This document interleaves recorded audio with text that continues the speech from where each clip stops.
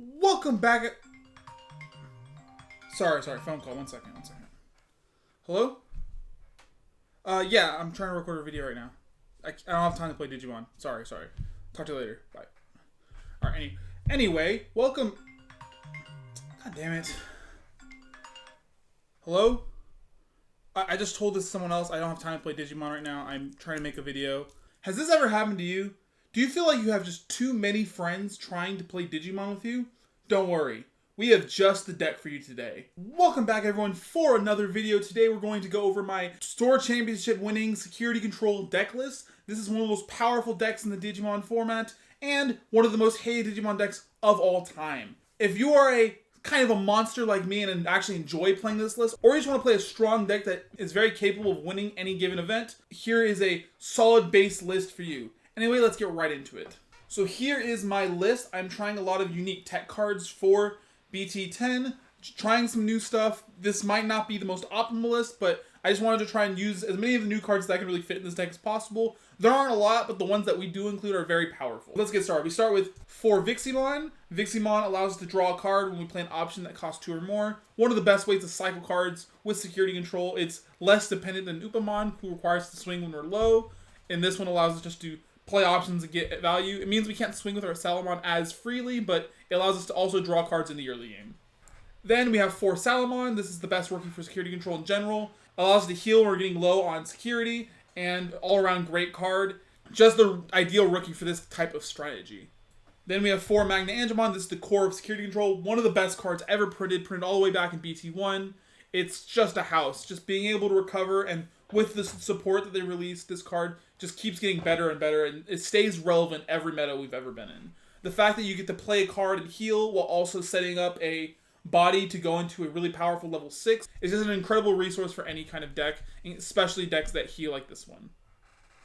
Then we have our 5th level 5. This is just to have another Hellscythe target, is Junomon. Another card that stuns. Another option you can play in this slot is Kumon Vicious Mode, just because it allows us to delete other Digimon, but I wanted this one as more stunning and solidifying our game plan, and sometimes the extra security attack can come in, but rarely does it ever.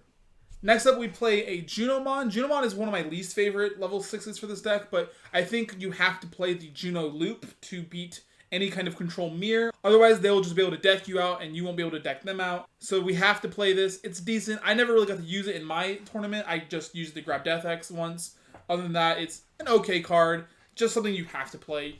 Then we have 2 Ophanimon Fall Down Mode. This is just one of the best boss monsters for security control, just an additional heal, and sometimes it could revive a Salomon to help extend our aggression if we have a particularly aggressive game plan going that game. Most of the time we are playing defense with this deck, but having a floater body is useful and does put some pressure on our opponent. Next up we have Avenge Kidman. This is, along with our Junomon, part of the Juno Loop, which allows us to recycle all of our options. The 8k removal comes up a lot, and just being able to play this body for free, have an extra body on the field, and also survive long games makes this card a worthy inclusion in the deck, although it is definitely one of the weaker parts of the security control strategy. Next up, I have a one-of Tsukuyaman Maid Mode. This is one of the brand new cards from BT10. I think this card is absolutely incredible, but it's really hard to fit it into security control. There's not a lot of options that are yellow that cost 5 or less that are very useful with this strategy, so I wanted to try it, and I played this along with a couple of tactical retreats for a burst healing of 3, meaning that when you play Tsukuyaman Maid Mode with her effect, you could play tactical retreat, heal the Tsukuyaman Maid Mode, then put the tactical retreat back on top of your security, and when it's checked, you'll heal another card. So a solid heal 3 at the sacrifice of a body is a lot of setup, but it's something I wanted to just try and test out. It was pretty solid, especially as a way to close out games that my opponent is trying to deck out. Otherwise, it was just like a niche inclusion that I wanted to try for this format. Next up is 2 Venusmon, another BT10 card, and this card was an absolute powerhouse. I really didn't understand just how powerful Venusmon was. It has a when digivolving Ice Wall type effect, where it blanket security attack -1 to all of your opponent's Digimon. That includes any future Digimon coming into play, which is really effective at preventing your opponent from swinging multiple checks or swinging with a load of rookies and champions. It really stops them for an entire turn. And then on top of this, her during the opponent's turn effect is like a skill draining type of effect where Digimon with any kind of security attack modulation, either be minus security attack or plus security attack, cannot activate their when attacking or when digivolving effects. This is super strong versus decks like Metal Garurumon X, who really benefit from getting those on digivolve effects that give them restanding, or their when attacking effects that give them multiple checks. It is incredibly, incredibly powerful. Definitely one of the best cards in BT10 for any kind of slow control strategy, and see, it's right at home in security control. Next up, we have 2 Death X. We don't really need more of this card, but this is just one of the best control cards printed. It is super, super powerful, helps us deal with wide boards. When we're playing security control, we give our opponents lots of memory, which gives them a lot of room to set up Tamers and set up more Digimon, which just feeds into Death X being as cheap as possible. This card's an absolute powerhouse. Would not play less than 2, although playing more than 2 can get a little bit clunky, and I did have some clunkiness issues in the deck, but that's mostly because of some of the other choices I made for playing my deck. Just a really strong card, very good board wipe, very hard to remove being 15k level 7, absolute powerhouse of a card. Then I have 2 Zwart Defeat. This was one of the more questionable inclusions in this deck. It wasn't as powerful. Sometimes I hit it in security, and that was super nice. It's still a really, really strong card to hit in our security, but it is very clunky to draw. I was really trying to play it to use my Tactical Retreat better, because I wanted to try and include that small Tactical Retreat package with my Tsukuyaman. That never really came up. I mostly just used Tactical Retreat on Tsukuyaman herself, and this more so just ended up as a brick in my hand a lot of games. There was a situation where they were able to remove a Tamer, and another situation where it came out of security. But other than that, this is probably one of the more cuttable cards in the deck. It's kind of outdated in security control. It used to be a staple, and now I really don't think you should be playing it. That said, when it does work, it does still feel really incredible. So if you want to absolutely sack on your opponents, this is definitely a card still worth running. Then we have our one of Calling from Darkness. This is the final piece of our Juno loop, although it's just kind of a standalone good card as well. It allows us to recycle our Fall Down modes, our Junomons, and our Death X Mons, which are all just powerhouse cards. This means that if we security check a Death X, we still have some Death X accessible to our deck, and allows us to recycle some really powerful removal resources, mainly Death X and mainly the healing from Ophanimon Fall Down mode. Then we play one Schwarzerats. This is just a one of because sometimes your opponent will have a wide board of smaller Digimon, and it's really good against that, although it could be clunky when we're not very set up, so that's why I'm only playing it as a one of, but it's definitely a powerful card when it works, really capable at dealing with wide boards.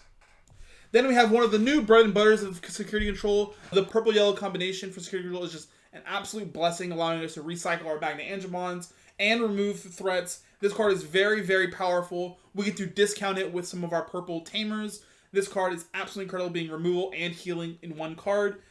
Absolute house of a card. One of the reasons that we play security control. Then I have a one of Blade of the True, just to add some extra draw power to the deck. Nothing much to say there. It's decent. It's not the best card. It could definitely be cut for something else, but it is definitely very solid. Then we have 4 Holy Wave, one of the other staples security control, just adds to our constant healing. I almost thought about cutting this to put more Tactical Retreat in, but in playing, it really felt like this was just the better card, more versatile and more easy to access. Then we have our final draw-in card. This is going to be one Eden's Javelin, just another kind of tech choice to help us draw cards and remove bodies. Many of the cards are very easy to swap in security control. This is definitely one of them, but it came up a couple times, and the draw does help, and as your deck doesn't draw as much as other decks because we don't digivolve as much as other decks. Then we have 2 Tactical Retreat. This is something I was testing out with the Tsukuyaman. It felt a little lackluster, although sometimes I was able to get heals by just putting in a Salomon, and sometimes I was able to get that burst healing from Tsukuyaman, and that burst 3 healing is very, very powerful. It's going to be 0 memory with Tsukuyaman's effect, but really you're paying for the Tsukuyaman, so it's level 5 plus the Digivolve into level 6, which is a little bit more expensive than the Tactical Retreat really is, but 3 healing is a lot, so it sometimes comes up. There might be a better use of this. Maybe there's better security Digimon we can play with this. This is going to take more testing to really optimize how we can put Tactical Retreat in a security control list. But this card was good when I was able to play it, but when I wasn't able to play it, kind of just got stuck in my hand. Next, we have 1 Reinforcing Memory Boost, the only limited card in security control. It's limited for a reason. This card is crazy. It's essentially a 3 memory heal because we get to gain 3 memory back later, but it's a targeted heal as we have to look at 2 cards and choose which one goes in our security. Our opponents do have to worry about it and can play around that card, but sometimes playing around that card is just really awful for them if they're in a particularly set up position. Absolutely stunning card. There's definitely a reason this card's limited to 1. Then I have 2 Wyverns Breath, just another big stack removal card. We're not really facing as many Alphamons as we are last set. That might change as the meta develops. But people have really kind of weaned off playing Alphamon. Not because it's bad, just because I think they're bored of the deck. And this card's just good against every single thing else. Not much other decks get above 15k. And just another excellent hard removal card for our deck. We try to prioritize saving this over our other cards in case where our Tamers get removed. It's just easier and more flexible to use. Overall, just a great removal card.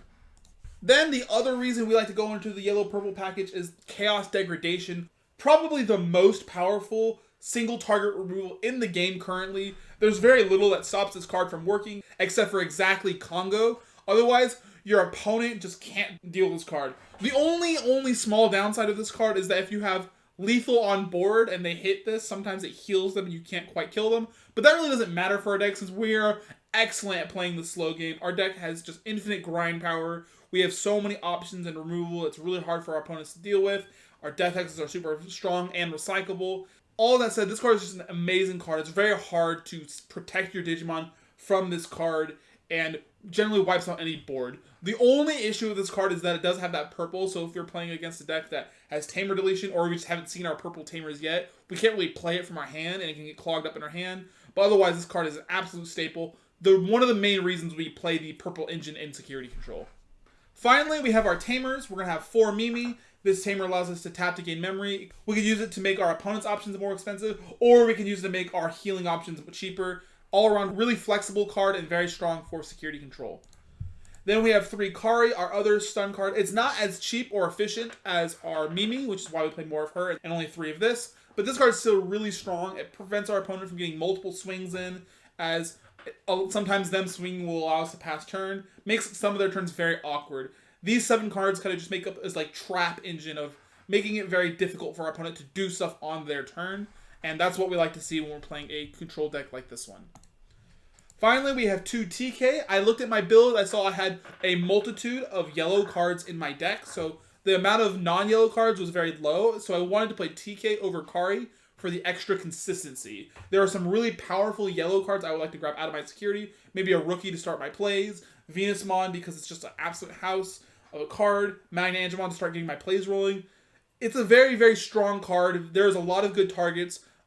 Kari might be a little bit more powerful, but TK is more consistent, and I just wanted to up the consistency because the deck is already powerful enough. Security Control is a very flexible deck. Looking over the entirety of this, there are a couple cards I would change. I might change the Tsukuyaman package, although I was really enjoying it when I was able to play it. But most importantly, I'd probably change the defeats into something more consistent. But feel free to change the deck how you like. Security Control has always been a super, super flexible deck to build. There's so many different options to build. Playing is very stale sometimes as you are just kind of healing and trying to play very passively and defensively, but the deck building choices you have for Security Control are limitless. And that's going to be it for my Security Control deck list.